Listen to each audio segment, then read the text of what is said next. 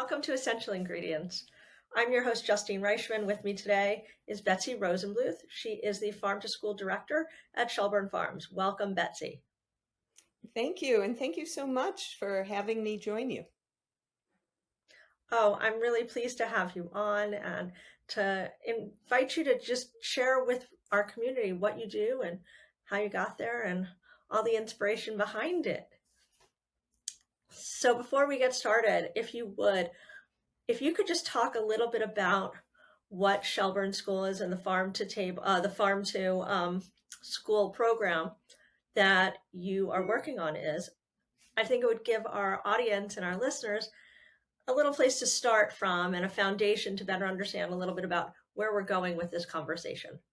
Betsy, could you just give us a little insight as to what Shelburne Farms is? Sure. So, Shelburne Farms is a nonprofit, and we have a mission to educate and cultivate learning for a sustainable future. So, we're on a 1,400-acre working farm. We make award-winning cheese. We have 1,500 teachers we work with every year, but it's really under this mission about a more sustainable world. Awesome. And so how long have you been there now? So I've been here full time for the last 10 years. And when you joined 10 years ago, what were your goals when coming on board with this organization? Yeah, so they brought me, I had worked many years ago, 20 years ago, in the city of Burlington, Vermont, on a farm to school program and Shelburne Mhm. Farms is a partner. When I came on 10 years ago, it was how do we get this kind of programming in every school in Vermont and support basically a national movement of changing the school food system. And so they brought me on to help with that strategy. How we know where we want to get to, but how are we going to get there?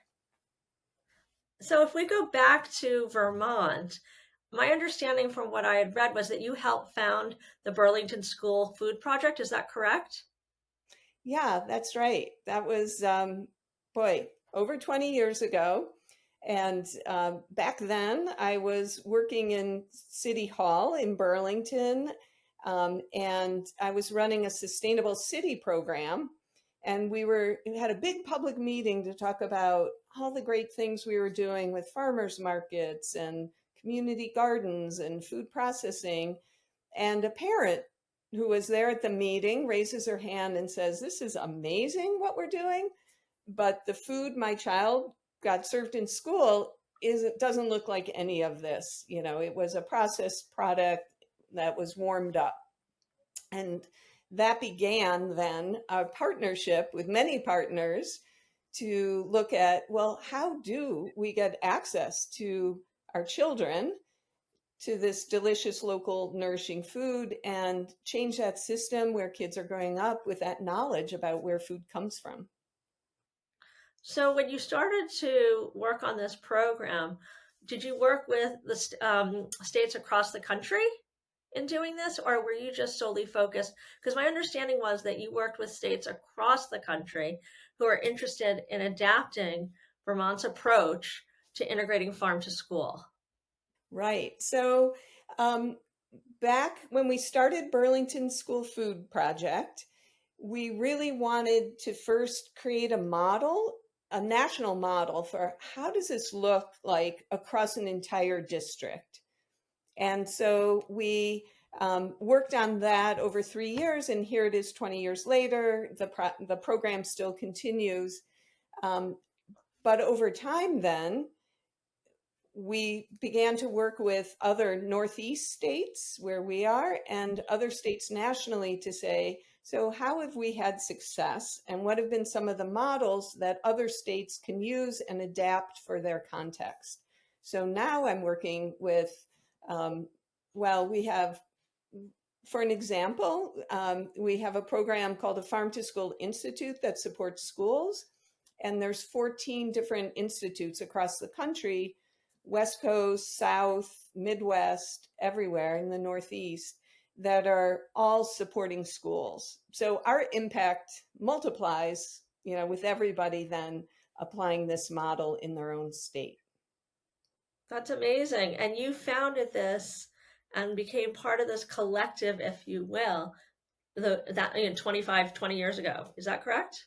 Yeah, yeah. I mean, founded it with partners, the Right. city government, the Burlington School District, the nonprofits. It takes, when you're trying to A create village. systems change, you really need partners. I don't think one person or organization can create that kind of change, but as a partnership or a coalition, it's amazing what you can do.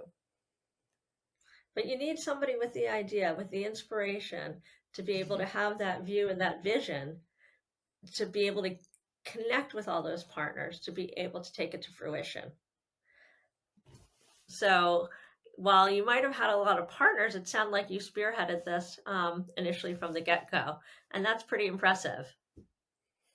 Well, thank you. I mean, it's really work from my heart. I just feel like, we need to do right by our kids, and also they're inheriting a world, and we want to get them ready to see that they can create a role in creating change. So it's really just what I love to be doing. Talk to me a little bit about how these programs are tailored, because I imagine in every city or every state, they may change a little bit based on the demographic, based on the geology, all of it, right? It's the agriculture, etc. So can you talk to me a little bit about how you tailor the programs in different communities? For example, local food during the school year is very different in Vermont versus Texas. Yeah, that is such a great question, Justine. Um, and I think it's really the whole approach to farm to school is not something you layer on top of a crowded curriculum or on top of what schools have to do already, but how does it help you to achieve whatever your goals are? And that's the most important adaptation. And so when we work with other states or we work with any school, it's understanding what are your priorities and then how does farm to school help you do that. So it might be an area where they're really wanting to do more parent engagement, or like you said, a totally different growing season, or they want to reintroduce indigenous foods or whatever it might be. And so we're really about a process that supports people to achieve their goals, not say, oh, here's a toolkit and here's a curriculum. You just drop that down and do it yourself. So it's really about adaptation. Right. And I would imagine supply chain plays a role in this, right? When you think about the amount of food it takes to provide meals, how do they manage that? How do they manage its consistency? Yeah. Yeah. Another great question. There are so many barriers for something as simple as let's get local, delicious food, nourishing food to kids. But it takes some innovation in the supply chain. It takes a lot of communication. So for schools to be able to communicate to farmers or distributors, here's exactly what I want and how I need it.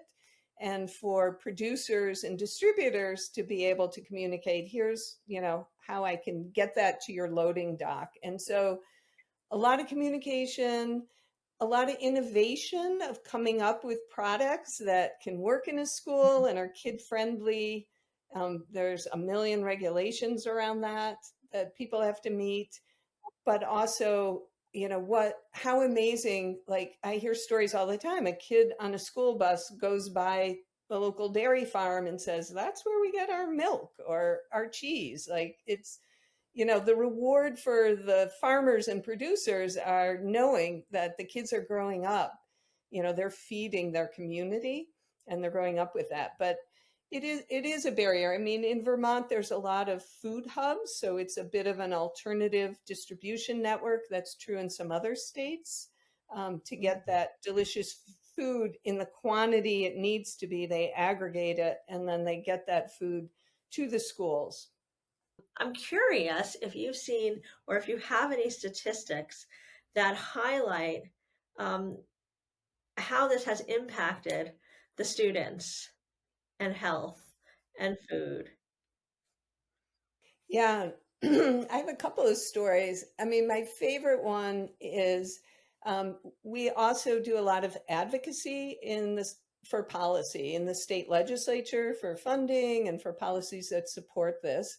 And so we were there testifying with some students, and we get to the end, they do a wonderful presentation. And the committee chairman says to the high school students, "So, really, what difference does this make to you?" And this kid paused, unscripted, just paused for a minute and said, "Well, it makes me think twice. And it makes me think what it took to get the food on my plate and I don't waste it." And then he went on to talk about when his mother was sick, he did the cooking in the house and he started a garden in his neighborhood in the mobile home park where he lived.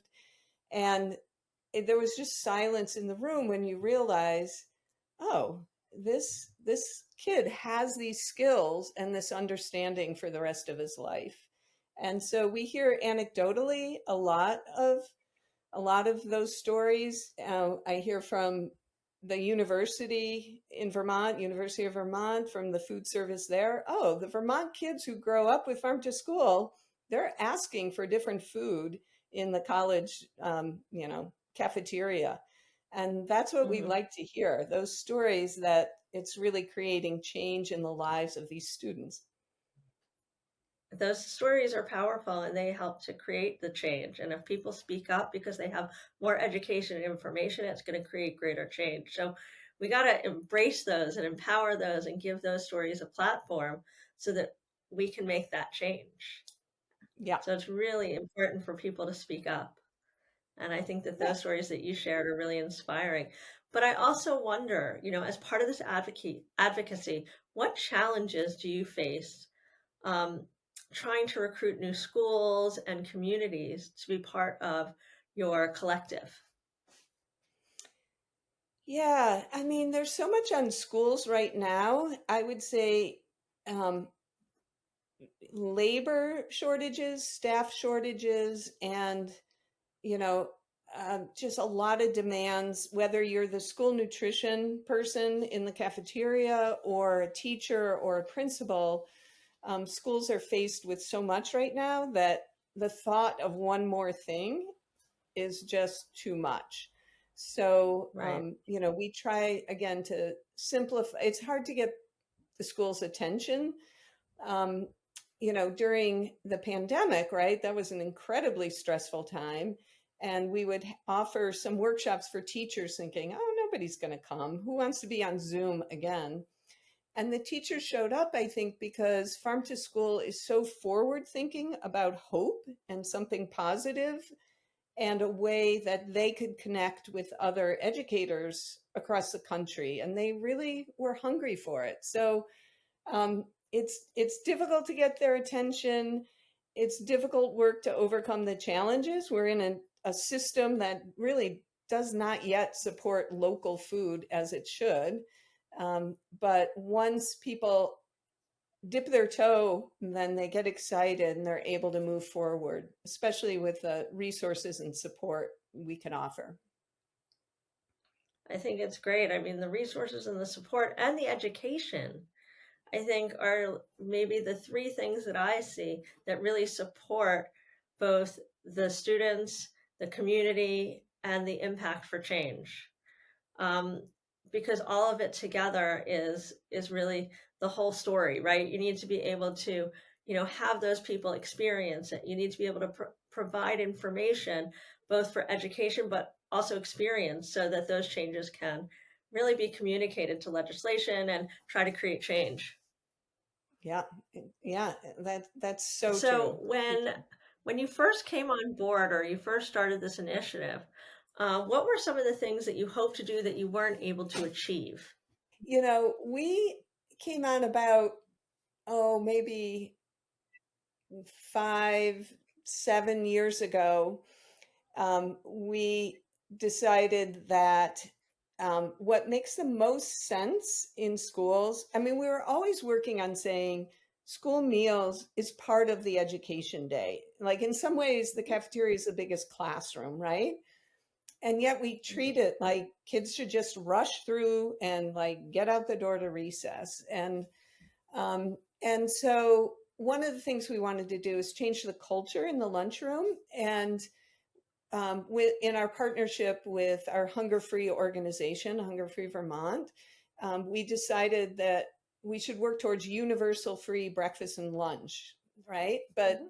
not just any free meal, but also universal free breakfast and lunch for every student that had delicious, nourishing local food in it, and kids felt a connection to through the education. So sort of a tall order. It's called Farm Fresh School Meals for All. And Mhm. now we're working on that nationally. And I would say, um, you know, it's going to take a while to get there. I'm encouraged that at least one of the candidates for president is talking about universal meals. Who would have ever thought on a national stage they'd be talking about school meals? But there you are. So I remain hopeful. There's, 8 states around the country, including Vermont, that passed legislation for universal free meals. But we still have a long way to go in this country to say, yeah, let's take away the stigma in the lunchroom and, um, you know, let's just give kids the meals they need to succeed in learning. So when you first launched this program, it takes money, it takes resources, all sorts of things. How did you go about securing that funding? Yeah. We Our funding is a real mix of both public and private funding. And when we started, it was really looking for um, private funders who were really excited about this issue, really committed to it, and in the food business or concerned with kids, and were willing to make that investment and to support us to do that work. And we had a particular foundation a few years back that said, okay, Vermont's amazing, but everyone just rolls their eyes and says, well, that's Vermont. So I want to give you a grant to look at, what we were just talking about. How can you help other states across the country? And so that was very successful in, supporting us to work with any state that's interested in how to grow some Mhm. of their farm to school programs. And now, kind of the last partner is the federal government, and USDA is seeing the results and really investing now in farm to school. So just to clarify though, you left this program now and you're now with a different organization. Is that correct? No, it's this. Well, yeah. So the story is I was working for the city and helping to create the Burlington School Food Project in Burlington. And then years later, was actually employed full time by Shelburne Farms, a nonprofit, to take that experience in Burlington Mhm. and, you know, share that across the country and across the So, Northeast in so when you particular. left the program, to go to this new farm, how did you leave things? What was the state of things? Were there people there that were in your place to continue the forward movement? Yes. And I think that's where partnerships are so important because when one person leaves, the whole program doesn't just collapse. So it's really thinking Mhm. about how do you sustain this? Well, if there's a whole committee engaged, and if one of us leaves, the rest of the partners keep it going. And so um, I left, and the school nutrition program by then had a vision and support, and they really carried the ball in growing that farm to school program in Burlington. So they've sort of stuttered a bit in COVID. It was a hard time for schools, and I think they're looking now to refresh and bring in some new community partners.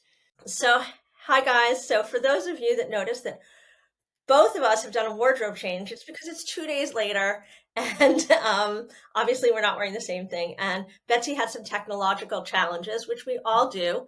It's just a product of the environment and how things work. But luckily, we were able to find a time to finish this conversation, and I'm really, really appreciative that Betsy found the time to come back on and just tie up all the loose ends and answer a few last questions so that we could really leave this off, in the way that we meant to, not abruptly, but thoughtfully. So, Betsy, thanks again for tuning back in with me and finishing off this conversation. Sure, happy to be back. And yeah, I could talk about this for a long time. So glad we're finishing up the conversation. Well, I appreciate that. So, I know when we were last speaking, we were talking about some of the challenges that you have faced when you were first launching this and some of the things that were unattainable for you. Can we just talk a little bit about that? Yeah, I was thinking about that a little bit. We're trying to change a system that has values of efficiency and cost, and those are all really important, but we're trying to insert into the school food system like values around local community and you know cooking from scratch and nutrition and connecting kids to food. And it's really hard to create that kind of culture change. You're hitting against it all the time. And so we've we everything required a lot more work to overcome the challenges. So you would think getting fresh local food from a Vermont farm nearby would be easy to get that food to the loading dock, but who was going to deliver it? Was the school nutrition director going to pick it up? Can we get it on the distributor's truck? Do the kitchens have even cooking equipment, not just warming ovens for frozen food, but what kind of upgrade needs to happen? How do we do taste tests with kids so that they're excited and not just looking at, oh, now we have roasted beets, what is that? Like, we need that food to get in the kids' bellies. So it really, I would say, it wasn't one thing, it was just that kind of changing a system Mhm. that prefers that efficiency and low price and trying to insert these other values. And it takes dedication. That's where the staff of the school and the community partners really pay off. So, for those folks that are trying to integrate this into their schools now, based on the challenges you've experienced, what would you recommend to them? What would be some like tips that you might be able to give them to be able to do this in a more efficient way given your learnings? Right. That's a great question, Justine. I mean, I would say find out what's happening in your school. Like, people aren't calling it farm to school, but I'm guessing there's a teacher who's maybe growing beans in their classroom or talking to your school nutrition staff. Maybe they really want to serve or get a salad bar, and um, they would welcome sharing that goal and having some help. So, finding out who's in your community, I think creating a team, because it does take a team effort. So finding who else is really excited about this, Mhm. um, and how do we support those teachers and those staff members who really want to create that change. So I was a parent, my daughter's school, and we wanted to change the world, but we started with one thing, a garden for the school. And we found a couple teachers who were into gardening. We created a garden, and here it is, oh boy, like 15 years later. And the program continues because the teachers, the parents, the principal are all pretty embedded in this opportunity for the kids, to do that kind of hands-on learning in a garden. So yeah, find out who's interested, build a team, pick a project to get started, and build that momentum. Make sure people know about it. I think that that's great. Are you familiar with the Green Bronx machine? Yes, I love that Love project. Steve Yeah. Ritz, right? I mean, he's making things happen. That's For right. those that are not familiar with Green Bronx Machine and Steve Ritz, we do have an earlier episode on that. So definitely tune into that to learn about what he's doing in the community and on a global level. I mean, he's Yeah. done so much amazing, great work. Yeah, and Justine, I think that project and the program in Burlington, they really look to students to be engaged and excited and to drive some of the projects. So, um, that I think is key too. Like, what are the students interested in? So, one of the things we started really early on with Burlington was a junior Iron Chef competition. Oh my gosh, tell me about that. Yeah. So, the kids were watching Food Network, so everybody knew what Iron Chef was about. And we started a competition for middle school and high school teens where the secret ingredient was local. And this has been going on for almost 20 years. There's between 4 and 5,000 Vermont teens have participated. And, a team of maybe 4 or 5 students get together, they develop a recipe, and then they come to the fairground and compete with maybe 50 other teams across the state in a timed event to create their recipe. And then we have great judges, and it's really a celebration of cooking and food, and the kids really driving that effort. So um, that's just been a great project that really came out of a dream I had one night that was happening, and I shared it with Burlington folks and others, and it's like we can make that happen. So That's amazing. So I'd be curious if there are any stories from the students that participated in this competition that were a direct impact by participating and being part of that you could share. yeah, sure. Um, Actually, we just called up and tracked down a student who had participated both in middle school and high school, so several years. And he's now an adult. He's married, has kids of his own. And when we called him up, he was not shy about sharing two things. One, for him, he didn't do sports or other team activities. So being part of a team, cooking, and Mm. doing something different made him feel, this sense of belonging that he's part of the school and part of a team. And here he is as a father, he is cooking things he never thought he would cook before. He tries new foods, which he never, was open to before. He's got his kids cooking with him. It's really sort of changed how he approaches food. And I think he will say he owed a lot to his coach, who was the school nutrition director at the time at the school he was at. Wow, that's amazing. I mean, I go back and I think about what I ate for lunch. So in one school, I went to United Nations International School in New York City, and it had a cafeteria. Um, and we would go to this cafeteria. And the only thing when I'm sitting here listening to you talk about the school lunches that I recall are tater tots. Tater tots. That's what I remember, tater tots. There was nothing else I would eat there because I didn't really like pasta. I didn't really like mystery meat, as I like to call it. That's what we named it in camp, at least.